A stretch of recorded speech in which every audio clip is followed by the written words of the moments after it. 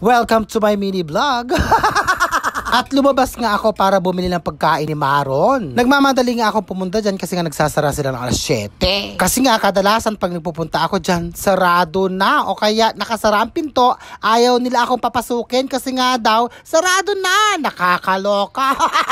So hayan nga, nakabili na ako ng pagkain ni Maron. At habang naglalakad nga ako dyan, ika ng mga tao sa akin, nagbablog na naman siya. Aba syempre, vlogger ang lola nyo. At nagpunta nga ako sa ihawan na to para bumili ng pagkain ng mga alaga ko. Aba, sosyal ang mga giputa.